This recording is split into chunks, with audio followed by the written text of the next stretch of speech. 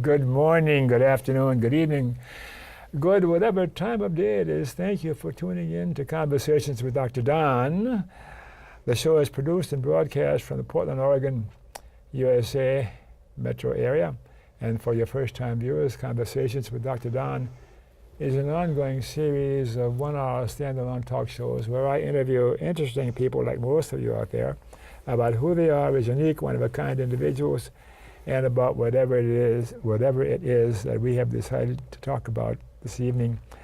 And the title of the show is A Portland, Oregon Author on Writing, Poetry, and Politics. And she is here with us, sitting next to me, and her name is Teresa Griffin Kennedy. Kennedy. Did I pronounce that pretty good? Yes. I'm tongue-tied tonight. How are you feeling right now? I'm good, thank you. How are you? I'm good. I'm a little nervous, as I usually am when we start. And I've done this so many times, but still it takes me a couple of minutes to get warmed up and to get going, especially when my guest is relaxed and I'm tense. So as you know, the show goes in two major parts. The first part is the bio section, where we'll talk about who you are personally and some length in that. And then the second half can be 20 minutes long or 40 minutes long, however it goes. And we'll go from there, okay? So, shall we talk about who you are? And I'm not supposed to ask you when, but I'm going to ask you anyhow. When and where were you born? Oh, I was born in Baker, Oregon. Oh. So I'm from Baker, Oregon. They call it Baker City, Oregon now, but I was born in 1966. So I just turned 50. 50, oh. Which is kind of hard to believe that I'm half a century old now. Yeah, I never heard it put that way before. Yeah, why were you born? Why was I born? I asked you first. Oh, I don't know. I was the seventh of 9 children. My mother and father had 9 children, and I was part of the little kids. I was the third youngest. I have a younger sister and a younger brother and 6 older siblings. My sister Margaret passed away in 2006, so she's the only one that's passed away. The remaining 8 are all still alive. Big family, huh? Yeah, big Irish family. Well, I'm the last of 12. Everybody else is gone. Oh my gosh. Yeah. So about every 5 or 6 years, we say goodbye to another one, and that's it. And you're doing great. But I'm not going to go. I'm going to hang around for another 3,000 years. Oh, you mentioned Irish. Anything significant about your racial or national or cultural heritage? Sure. Irish people are afflicted with very specific kinds of issues and ailments, and I think Irish people are very different from other ethnic groups. They can be anyway. I know that a lot of Irish people there's a large percentage of Irish people that are mentally ill. Really? There's a large percentage of mental illness that runs through Irish families. Is that in Ireland or just in America? In Ireland and in America. Really? No. Yeah, and I can vouch for it because I have 3 mentally ill siblings currently, and it's just one of the things that I guess Irish people learn to accept. Did the genetic inheritance pass you by, or you consider? I think it did. I'm pretty sane. I've always been pretty level-headed, pretty sane. I've never had anything really other than just you get the blues once in a while when things don't go your way, and I wouldn't even say that I've even been clinically depressed in my life. I've just always had kind of an optimistic attitude. I don't know why. I just do. In Dublin's fair city, where girls are so pretty, 'twas there I first met sweet Molly Malone. Oh, I love Irish songs. My great-grandmother's name was Molly. Oh. Yeah. Molly O'Donnell. She was the superintendent of schools in Harney County, Burns, Oregon? Yeah, something like Burns, that. yeah. She was a teacher. She was a school teacher. Very, very pretty. Very pretty. Yeah. Okay. And your religious preference, did you ever have one? Well, I was raised Catholic. Me too. I guess I would say I'm a fallen Catholic. I don't go to Mass every Sunday. I guess that constitutes being a fallen Catholic. I go to Mass once a month at the most. I consider myself Catholic. I can't really be comfortable in any other church except a Catholic church. You know, the old expression, once a Catholic, always a Catholic. How many years have I heard that? Yeah, it's strangely, it's just really true.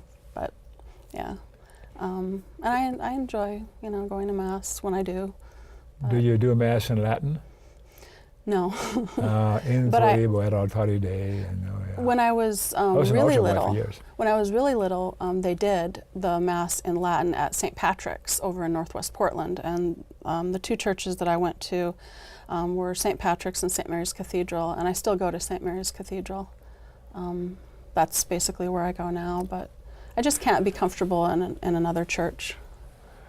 So what's it do for you, being a fallen Catholic or being an occasional practicing Catholic? What's it do That's for you? a good way to say it, an occasional practicing Catholic. I don't know. It's a different kind of religion. It's kind of very, it's low key. There's a lot of ceremony. My husband Don loves it because it's very unique to him. He's never, he had never been in a Catholic church until like 3.5 or 4 years ago. So he really loves it because of the choir and because of just kind of the way that the rituals are done, and it's just, I don't know. I'm not really making a good case, but on occasion, when something happens in the family and I'm obliged to go to the church, there's a peacefulness that comes over me. Yeah. There's something about it. yeah. And when we travel and we go to some big capital and look for a cathedral like Notre Dame, like that, and I tell my wife, because she's a Lutheran, that I want to hang out here for a while. You go for a walk, because I want to be with myself with this.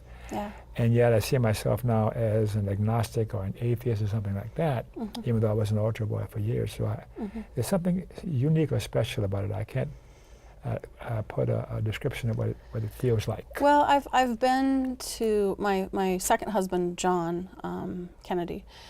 He was a Baptist, I think. So I've been to those masses, and they're kind of different. They're a little wild and just kind of, I'm not used to that. So I do like the kind of calm, serene way that Catholicism is dealt with, executed, whatever. The way they do their masses is just kind of a calm, because you do feel that calm. You feel that sense of calmness and kind of a serenity just from being in a Catholic church, just because most Catholic churches are really beautiful. I wonder if it's different for girls and boys, because when I think about the nuns when I was in elementary school, and there's mostly terror and nervousness around them. I went to a Catholic school for 1 year, for first grade, at St. Mary's Cathedral over in Southwest Portland, Northwest Portland. And this was in the early 1970s. And there were nuns that were really unhappy women that were extremely cruel. And I can remember, this goes back to being fairly sane. I can remember being in first grade and being about 6 years old, and one of the nuns telling me, if you're late for lunch, you're going to burn in hell. And I can remember thinking, that doesn't make any sense. That's a minor infraction, being late for lunch, I'm going to burn in hell. So yeah, there were a lot of very unhappy nuns that became nuns because they didn't have perhaps other options, you know? Yes, a most important option, probably. Yes. And your formal education. I went back to school when I was 35, and I graduated in 2009. I was a double major, double minor, and then I went on to finish a master's degree at Portland State.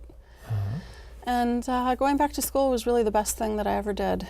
It was the best thing I ever did in my adult life. Second to having my daughter. She was the best thing I ever did in my whole life. So. Where is she now? She's 24. She's engaged to be married. I can't believe it. Oh my gosh. And her fiance is so wonderful.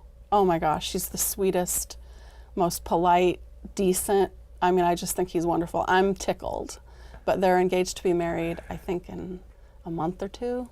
That's soon, huh? Yeah. She's 24. She's a junior at PSU, and he's also a student. And I'm just so thrilled. I'm really happy. But yeah, so being a mother to her was, you know, obviously the most important thing that I ever did in my life. But going back to school and completing a college education was second to that. How did you decide to go back at 35 years old? The circumstance or what? Well, I knew that I wasn't going to be able to get any kind of a good job without any skills. I basically didn't have any skills at the time. I was working in hotels as a maid. My husband wants me to write this essay. He's got the title for it, From Maid to Master's Degree. And I probably will eventually. Yes. But, you know, my work experience was limited. You know, I worked in hotels as a maid, hotels, motels. I worked doing market research, telephone work. I just wanted to, I wanted more, and I always wanted to go to college. I just didn't go to college right after high school because after high school I met my first husband and, you know, thought that was gonna, you know, be my life. And yeah, I've been there. It didn't work out. So, but we didn't have any children, fortunately. My first husband and I didn't have any children, thank God. Thank God, huh? Yeah. Oh, that says a lot. Yeah. Any other education comes to mind other than formal education? Sometimes a person has a comment about that, sometimes they don't. Just life experience. You know, life experience is priceless. It's probably more important, but education is also really, really important. I know that the kind of person I was before I went to college was very different from the person I am now. So I was a little naive and kind of socially green, I guess. So I just didn't know as much. And you know, you go to school for so many years and you learn and you write hundreds and thousands of papers, it seems like. And then you realize, I think I realized a year before I graduated as an undergraduate, I realized how much I didn't know. The more you go forward. Oh, that's wonderful when you have that realization. Yeah, the more you go forward in your education, the more you realize how much you don't know and how hard it is to know a lot. And it's so marvelous to keep learning. Yes, yes. Yeah. So your husband was supposed to be on the show. Yeah. With you. You want to say a few words about him, Don? Don, my husband, Don Dupay, he is an author and he wrote this book here. Let's hold it up. Behind the Badge in River City. This is the second edition. The first edition has a black and white cover. The second edition has a blue cover. The second edition has additional photographs. It has an additional story. It has blurbs, and any lingering typos have been corrected. Helping Don with this book, I was the editor and kind of the main overseer, has been a huge learning curve. It's just amazing how much you learn when you actually sit down with a manuscript and then spend 2.5 years perfecting it and polishing it and editing it and adding to it and developing it. It's just a huge learning curve. What were your majors in school? When I was major. At the advice of one of my counselors, he said, "You've got enough credits here. You could be a double major, double minor." So I went ahead and took his advice. Dan, his name was Dan Fortmiller, and he's at PSU. He's a wonderful guy. Bachelor of Science in Arts and Letters and Criminology, with minors in English and Writing. So. And I spent a couple of years at PSU just kind of playing around, taking a lot of poetry and writing and English classes that I didn't really need to, because I figured I'm going to go into debt anyway. I might as well just take advantage of it. And my advisor, Dan, had told me, you need to do this, be a double major, double minor, because I didn't think of it. He was the one that suggested it, and I said, okay, I'll do it. If I ask you a question that you don't want to answer, do you have any student loan anymore? Oh, yeah. Oh, yeah. That's something I'm really frustrated about. So I have some opinions on that. So I graduated with my master's in 2013, and I graduated with my master's certificate in 2014. 3 months after I graduated, I made an appointment at Portland State University, financial aid, to have someone help me consolidate my loans. I met with this individual, and he handed me a piece of paper and said, go to this website. I went to the website. It was this ancient website that's not intuitive, not easy to use. I could not figure out how to do it, and I'm a fairly computer savvy person. Sure. I made 2 more appointments with financial aid at Portland State, asking them to help me consolidate my loans. No one could help me. So I ended up initially owing $131,000 for the undergraduate and the master's, which is typical. And it's a lot less than it would be if I were at like a really big name school, like California, Berkeley or something like that. Yeah. To now owing, I believe, $153,000. And I'm still trying to find someone to help me consolidate my loans because I just don't know how to do it. I was not a business major, and it's so complicated. And I met with one woman at Portland State, and she printed up about 30 papers. And you need a magnifying glass just to read the writing because it's all fine print, and if you sign something incorrectly, they'll send it back. It's just. So I'm frustrated because it's not that I don't want to pay back my student loans, it's that I just want somebody to help me consolidate my student loans so I can pay back my student loans. And it's really difficult, Maybe someone who's watching this show has some clue as to I need help. where you should turn to get that squared away. Yeah. I think about that now because of the presidential race going on now, and certain candidates are interested in doing something about student debt. Yeah. That came to mind now. Yeah. And let's see, you talked about Don. And anything else you want to say about him right now, other than his book? Well, Don Dupé. This is his book, and we're going to be hearing from Barnes & Noble. They might be carrying it. He's not on today because he lost his granddaughter June 23rd.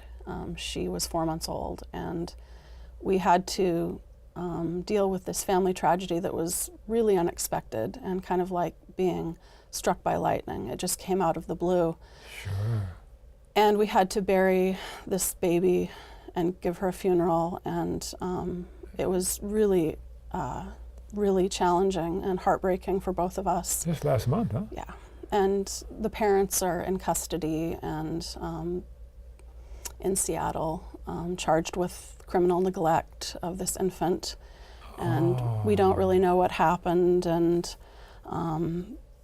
we've talked to both of them, and they say that they were feeding her, and it's just a really complicated case. And Dawn's been pretty depressed since that time. And it was funny because about June 21st, about 2 days before the baby died, he started worrying about his son.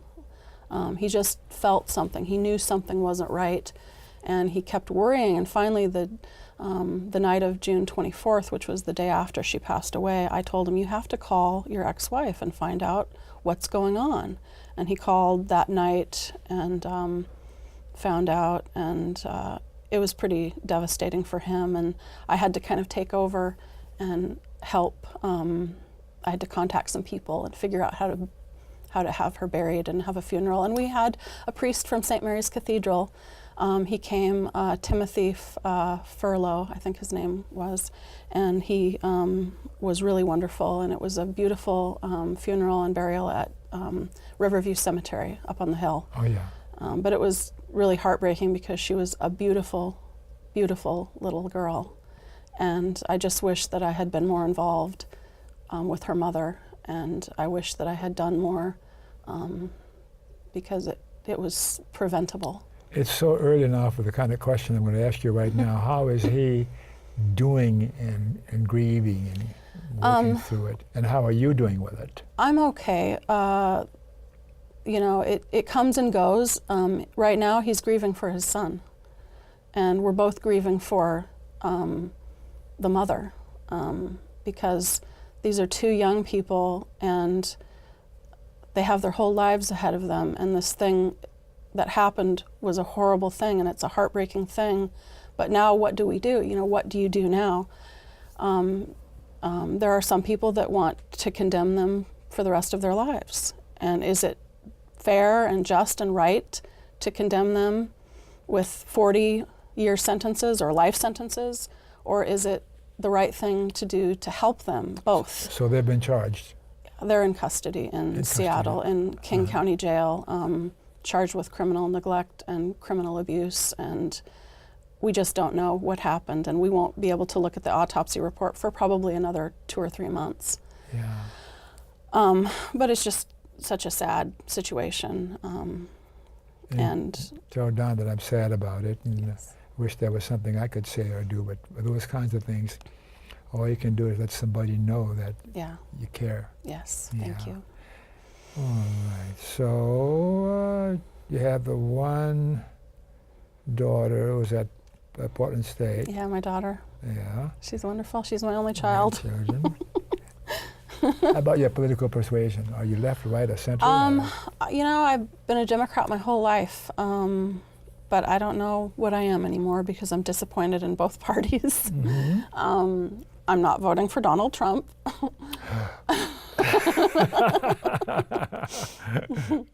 And I don't know if I'm, you know, I feel really uneasy about Hillary Clinton, too. Same here. And I feel like I've seen so many of my friends, real life friends and Facebook friends, get into arguments and debates and unfriend people and because of the whole political thing. And I'm apprehensive to say who I would even support. And some of my friends don't like that I don't support Hillary, and all I can be is honest and you know, say that she's done some things and said some things that are very disturbing, and I just don't feel comfortable with her. But well, some of my friends think I'm rather weird for a number of other reasons too, which I won't go into right now. But I am glad I live in Oregon because I'm going to vote for Green Party just because Oregon's safe democratically. Mm-hmm. Yeah, so.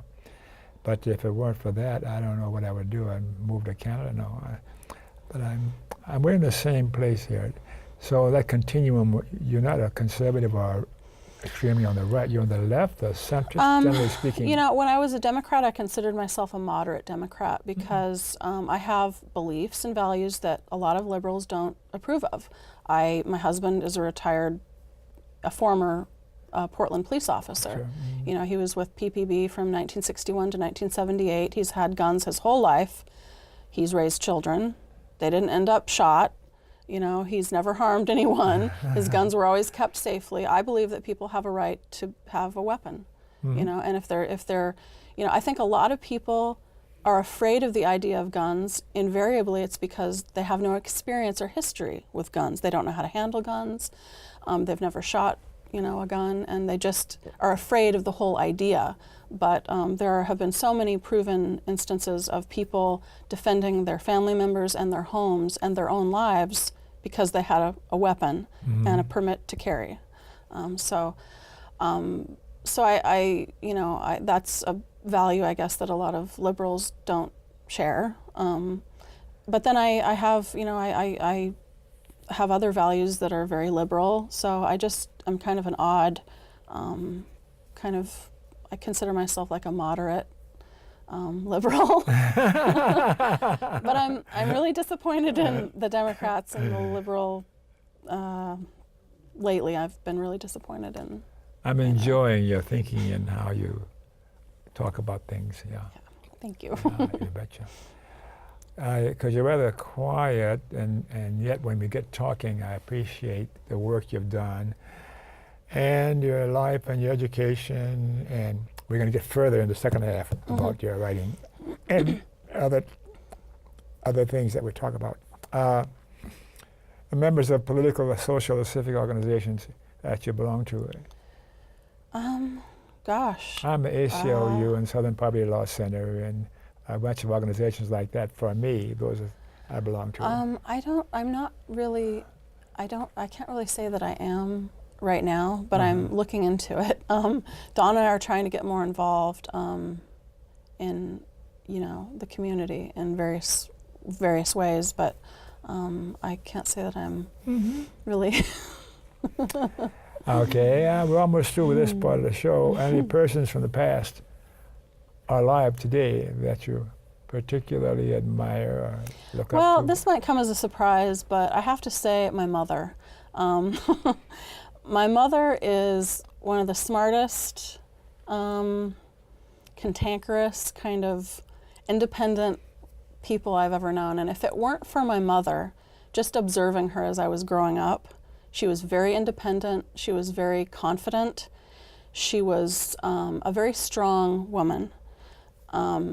If I hadn't observed her and how she is, I don't think I would have had the courage to do half the things I've done in my life. So my mother's important because she taught me how to be independent and how to not worry about what other people think and to just do what I feel, do what I think is right. And of course my dad taught me about reading and literature and poetry, and he taught me other things too, but the fact is I was pretty much raised by my mother. They divorced when I was 6. Mm-hmm. So after that, she raised 9 kids, pretty much as a single parent. So she had to be tough, and she could be really tough. But I learned the most from just watching my mom in action during the good times and when she was at her best. Because there were a lot of bad times because she had a tremendous amount to deal with. Oh my God. Oh my God. Yes. Because by the time I came along, I was the 12th child, and Mama was all worn out. She was just drug along to have me as a last gesture or something. Cantankerous, that's an interesting adjective. Why did you say she's cantankerous? She can be a little argumentative and combative sometimes, but she always has her heart in the right place, and yeah. Did she hug you? Oh yeah, she patted my head a lot. I don't know. There wasn't a lot of hugging, but she patted my head when I would go and get her things. She would have me fetch things for her, a bar of ivory soap or a roll of paper towels and things like that. And it's amazing, those personal sorts of things that mean something. I think we lose track of those kinds of little things that are really so important because we're too busy doing things with our thumbs and our cell phones. Get me on my soapbox here. So let's take a break and come back and talk about the other books. Okay. And the title of the show, Writing, Poetry, and Politics. Mr. E, take a break here.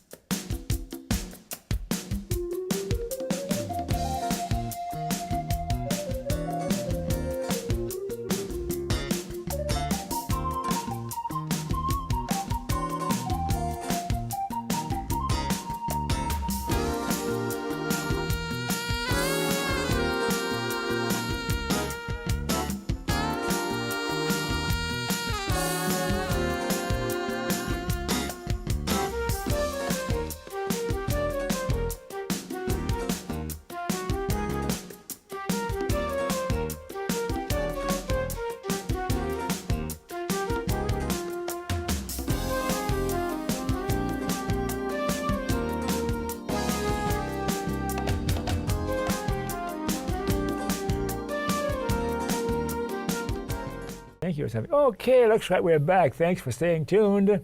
And for you viewers who missed the opening of the show, you're watching Conversations with Dr. Don. Conversations with Dr. Don is an ongoing series of 1-hour standalone talk shows where I interview interesting people like my guest here tonight. And we'll be talking about, again, writing, poetry, and politics as she sees it, Teresa Griffin Kennedy.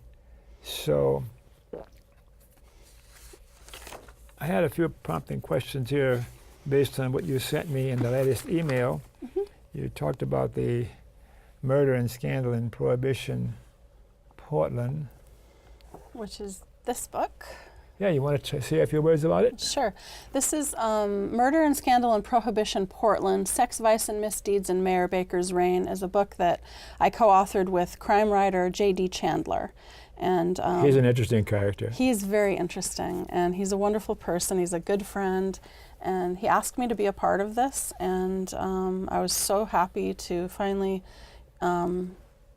be involved with a real writer. I'm 50 and I've been writing since I was 18, and I've been online since 2007, and so getting involved with JD for this book was really exciting. And it's about the corruption in the 20s and the 30s here in Portland, prohibition. I was doing some research in the Archives and Records Center at PSU, and I found some old documents that pretty much corroborate that bootlegging was going on within the old police precinct, the old police headquarters in the 1920s and 30s. And so we found a couple of really exciting old letters in one of the old police officers' personnel files, and that just basically started learning about the bootlegging, and just, it's an interesting book. There's a story about Anna Schrader. She was a woman that was involved with a police lieutenant from 1921 to about 1929. And then she went to the Oregonian and spilled the beans about her affair when he refused to divorce his wife. His name was Lieutenant William Bruning, and that was a huge, huge scandal in Portland. And a lot of people don't know about it. And so there's a couple of chapters that deal with Anna Schrader. In 1946, she went missing. And about 8 weeks later, these body parts started showing up in the Willamette River. And there was a torso that was found, and 2 legs and 2 arms and a head. And JD put 2 and 2 together and thought, I wonder if the torso might have been Anna Schrader, because she just vanished without a trace. And so there's information about that in the book too. It's a really interesting book about basically how Portland was not this sleepy little town so many people think it is, especially then. It was as corrupt as any other big city. Not that Portland's a big city, but it was as corrupt. The only difference between Portland and other cities like New York, Chicago, and California is that the police were not controlled by the mafia or the underworld. The police were the people who controlled crime like that, you know. So it was different in Portland. JD could probably explain it better, but the Portland police during those times, they were in control of any illegal activity like bootlegging, and there were several houses of prostitution that they provided protection for, and so Portland is unique in that way. The police were not pawns of the underworld criminals. They were the ones in charge. So Portland is different nowadays. Today is Portland. Yeah. I mean, it's totally different. Portland Police Bureau is probably the best police bureau that it's ever been today. Some people would disagree, but it's one of the most transparent police departments in the country, and we have a lot of really great police officers. I know a couple of them. So, writing, why did you take an interest in writing? I always enjoyed writing, so I started writing since when you I were was 18, huh? Well, I wanted to start keeping a journal when I was 12, and I did for 2 or 3 weeks until my sisters got in it and started reading it and then making comments. And then I thought, well, this is never going to work. So I threw it away.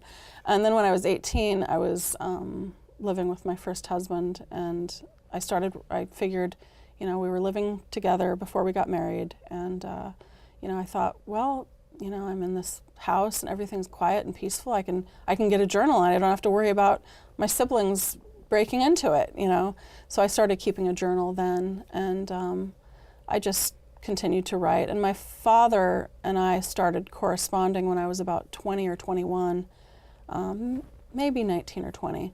And he told me after we'd been writing for about a year, he said, you're a really good writer. You should consider becoming a writer. So he encouraged me from the very beginning.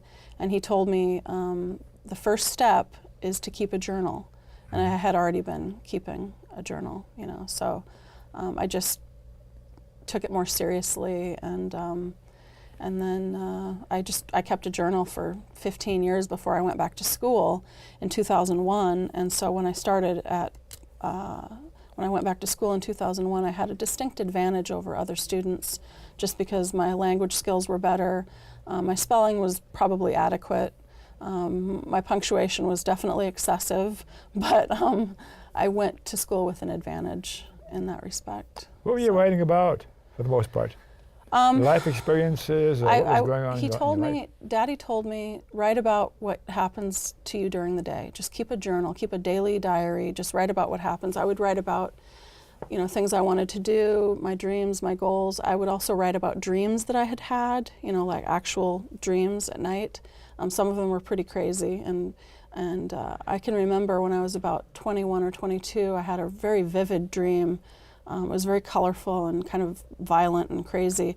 And I sat down and I wrote about it. And I remember reading what I had written, and I thought, that's pretty good. You know, that was kind of the first time I really thought maybe I could, you know, pursue this.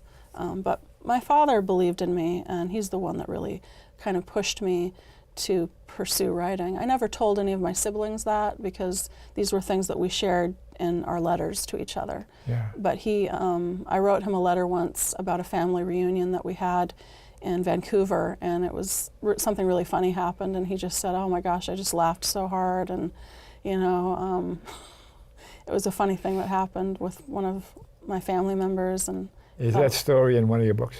no, you know, I sent him the letter, and I never kept a copy of it, but it was just a funny, kind of a funny family reunion that happened, and some of the funny things that happened, and he thought it was pretty amusing. Writing, and you said you don't know too much about politics. Shall we talk about that for a minute or so and then go into poetry? I'm curious Sure. about how you got involved in poetry and what you've done in poetry. Mm-hmm. I see myself as somewhat of an amateur poet through the years myself. And No, I wouldn't say that, because I've read your poems. You're really good. You have a really good instincts for things like line breaks, or the breadth of the line, they call it also. Your poetry is really good, and I really loved that poem. Thank you so much. That poem that you wrote, When You Talk Like That. I really like that poem. That's just beautiful. So I wouldn't say that you're an amateur, no. No. I started writing poetry in 2001. I think it was 2001, and it was just a funny little poem that just came to me. I just wanted to get it out. And it's a way I've used poetry as a way of kind of dealing with stress and bad memories, and it's much like how I approach writing in general. You know, I wrote an essay recently about the baby that died, Royale, and it's was published on golocalpdx.com, and it's called Vicious Entropy, What Is That Might Have Been. And that essay is a lot like the poems that I've written. I wrote it for my mental health. I wrote it because I had to get it out. Yes. And I wrote it in second person, and I start out in past tense, then I changed to present tense for part of it. It's kind of an experimental essay, but a lot of people have read it, and it was kind of just documenting what happened, and with me kind of as an observer and Don as the subject, because this has been a devastating loss for Don, not just the death of the baby, but the fact that, you know, his son and his son's girlfriend, former girlfriend, they're in custody. And so writing is therapeutic. Of course. You know? So. And it's in process now, of course. Yeah.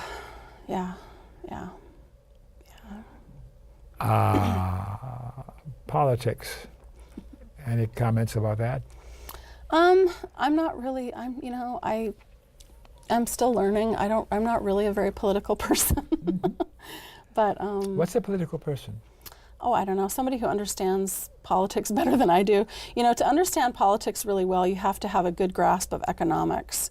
And to understand economics, you have to understand math. And I'm terrible at math and economics. So I know what my values are. You know, I don't feel I have the right to tell someone else, especially a parent of, for example, a 12-year-old girl who is raped and becomes pregnant. I don't feel I have the right to say, well, you shouldn't arrange an abortion for your 12-year-old child who was raped. Abortion is touchy. I don't like the idea of abortion, but it's a personal thing for some people, and I don't feel like I have the right to do that. You know, I feel like it's a very necessary thing in the modern world, as long as it's taken care of soon enough. It's just such a complicated issue. Abortion is such an ugly thing, and I recognize that, and I acknowledge that, but it's also a terrible thing that 12-year-old girls are raped and impregnated against their will. So it's like, you know. How about, well, the presidential race nowadays?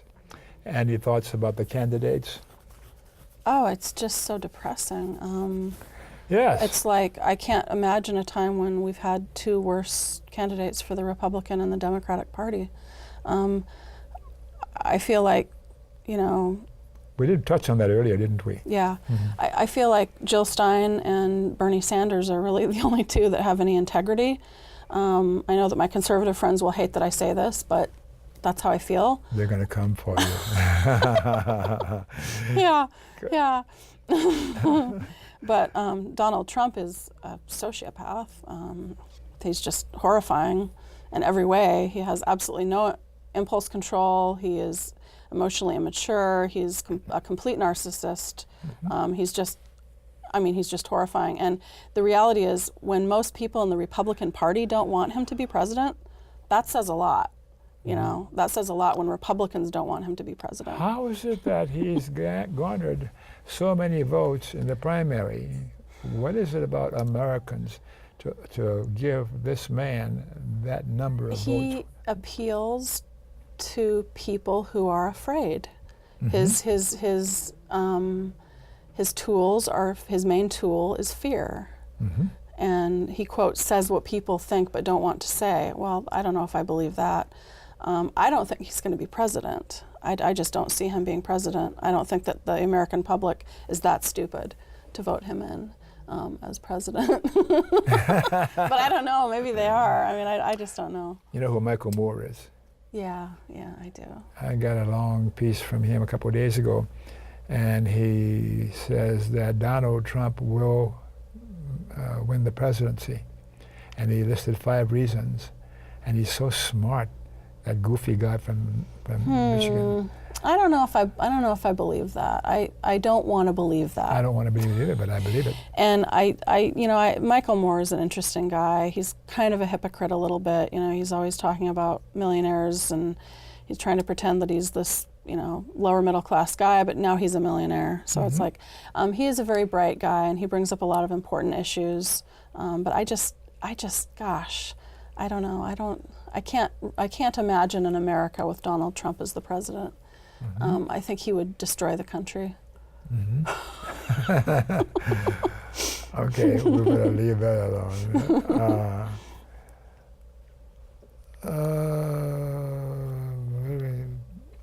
You got your poetry? My poetry book, this Blue Reverie and Smoke, and it was published a couple months ago, maybe 3 months ago, and just last week, 2 people bought it on Amazon for the first time. Really? Poetry is, you know, it's a very narrow kind of writing genre. Most people aren't into poetry, but these poems represent about 15 years of writing. I'm not a prolific poetry writer at all. I probably write 1 to 2 poems a year, but when I do, I work on them a lot. I'm a little embarrassed because my copy of this that you gave me, I went through and I marked off that's okay. a few, and I should remember.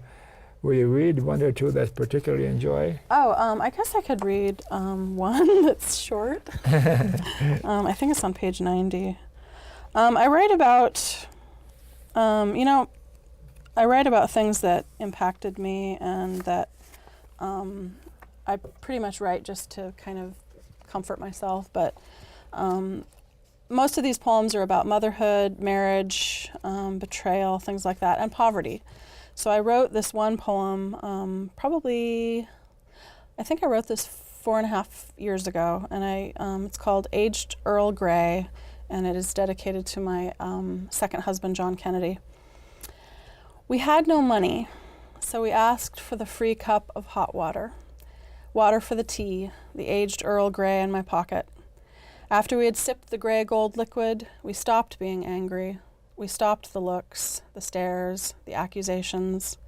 We stopped and just sat, smelling the tea, drinking the tea, and our empty wallets seemed to condemn us just a little less. So that was a poem that was kind of about just being so broke during all those years I was a student, and my husband at the time was disabled, and it was kind of a challenge to raise our daughter, you know, and provide for her and give her the things that she needed. So I wrote that poem to comment on our empty wallets. Yes, I like it, yeah. Thanks. You have one that is a joyous or a happy one in your collection there? Gosh, I don't know if I do. They're all pretty dark. Yeah. Or another one that you particularly appreciate or feel good about? Well, okay, that would be the first poem. Okay, so I should read this. This is longer. It's much longer. It's the first poem, and it's an elegy for Connor Hall, who was a boy that I watched him grow up. He was the son of a couple, and he died from suicide November 16th of 2015. He was 19, and it was really just a devastating loss for his family, and I was devastated, and the whole community was devastated. I think he was depressed, and he was young, and like a lot of young people, he didn't think things through. Anyway, it's called Elegy for Connor Hall. July 7th, 1996 to November 16, 2015. I might not read all of it, I might just read a few stanzas. Cyclamen veins on the petal, pink and white, like the veins of your translucent temple, fragile, so tender, remain in my mind as I remember you now. And the luster of your young blue iris, bursting with promise and intelligence. How can it now be stilled? How can it now be gone?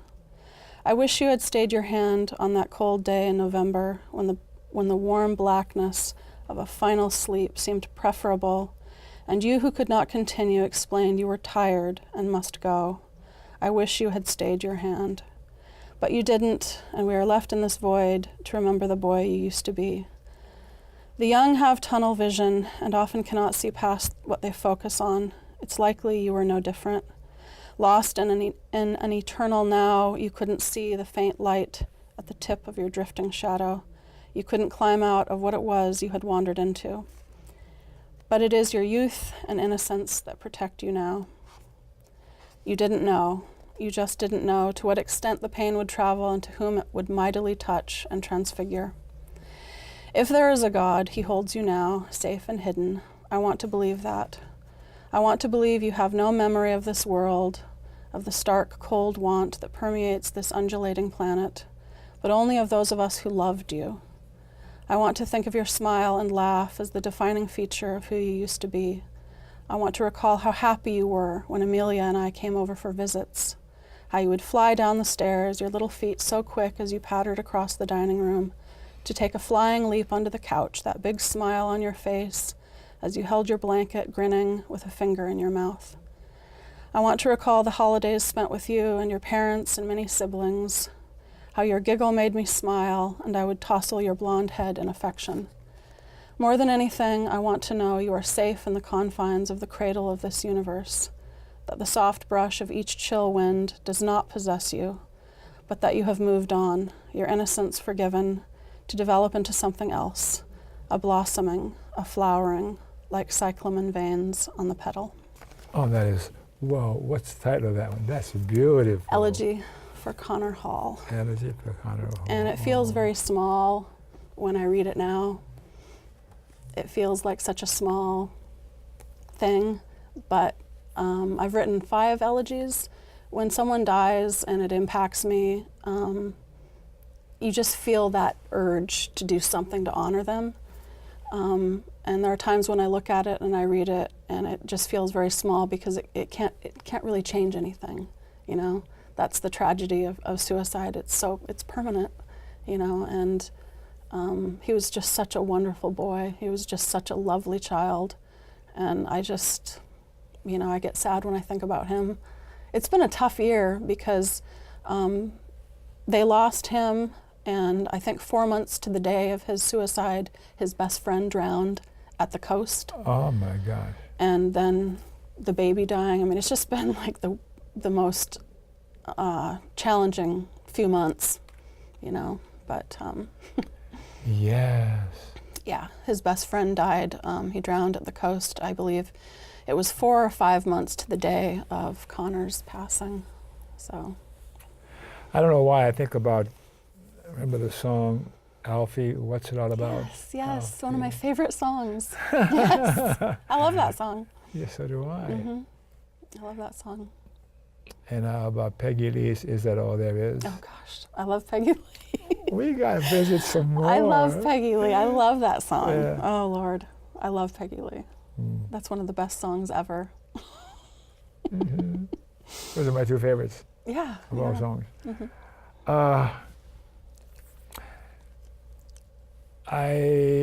You've been depressed sometimes. I've been depressed sometimes. Yes. And a couple of times I had major depression. I was hospitalized a couple of times. Thank goodness it came through. And there's no way, some famous authors and famous people have written about their depression and their near suicide, namely. People who committed suicide. My point is that people do not know. It's one of those things that you don't really know or can't even talk about unless you've been there. Sure. Well, I've been there and I've stepped through the door and didn't close it behind me, so to speak, a couple of times. And it's a hell of a place to be. Have you been that close? I was, in 2006, my second husband and I had separated a couple of years before, and so I'd been basically living by myself, raising my daughter, and I took a chance after being alone for a long time, and I had a relationship that I shouldn't have had with a man who was a student at Portland State, and it lasted about 4 months, 4.5 months or so, and it ended very abruptly when he stole my bank card, emptied out my bank account, and you know, did a couple other things. And I was so depressed, I felt so stupid because my daughter had warned me about this guy, and she'd been right. And I allowed my stupid, I guess my gullibility or whatever, I couldn't think that he would be that kind of a person. And she never liked him, and she had warned me about him repeatedly. She was 14 when this happened, which 14. Yeah, 14. And I was really depressed after the relationship ended, and I couldn't snap out of it. I just felt so sad. And so I called my brother, I called one of my brothers, and he brought me over some, not antidepressants, but some other kinds of something he had to help me kind of get through it. I think an anti-anxiety medication. Yeah. And I called him up and I asked him if he could help me with something because I couldn't stop crying for about 2 weeks. And he said, I'll be over in 3 hours. And he was over about 45 minutes later. One of my older brothers, who I won't name. And he helped me with about 5 tablets, just enough to get me through like 5 days. And it worked. It got me, I felt better, and it got me over the hump. And then after that, I was able to snap out of it. So I've only really been depressed like that once. Okay. I beat you by one, I have to. What's it all about? Really? Question for you. What's it all about? I don't know. We've only got a minute or so more. I don't know. Life? I don't know. I don't have any answers. I think about the lyrics. Yeah. Is it just for the moment we live?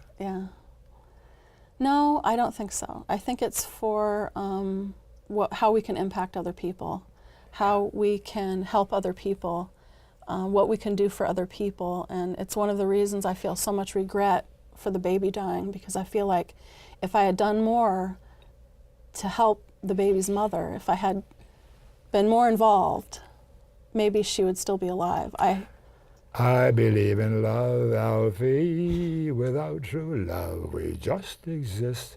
That's the bottom line. Yeah. For me, it keeps me going. Yes. The bottom line. Yeah. What keeps you going, bottom line? And we have about another 30 seconds, and then we have to stop you.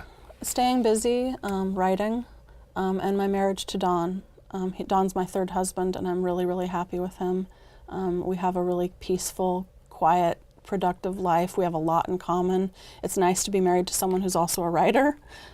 He's just a wonderful person, and I'm just so glad to share my life with him. You know, and there is an age difference, but so what? So what? I hope we can find some reason to stay in contact beyond just this interview. Yes. I'm enjoying you so much. I'm working on a new book, a book of fiction, Burnside Field Lizard and Collected Stories. So. So, a few public service announcements, Mr. E, before we sign off. I'm a member of the ACLU, the American Civil Liberties Union. Without the ACLU, our civil liberties would be further down the tubes than they are. And we've got to end corporate personhood and recognize that corporations are not persons and money is not speech. Move to amend the Constitution to assert that as a part of our constitutional heritage now. And thanks for watching. Remember KFC, and not Kentucky Fried Chicken, Dr. Don's KFC. Kind, friendly, and charitable. Be kind, be friendly, and be charitable to you too. And you too, especially you over there. We will see you next time. Good night.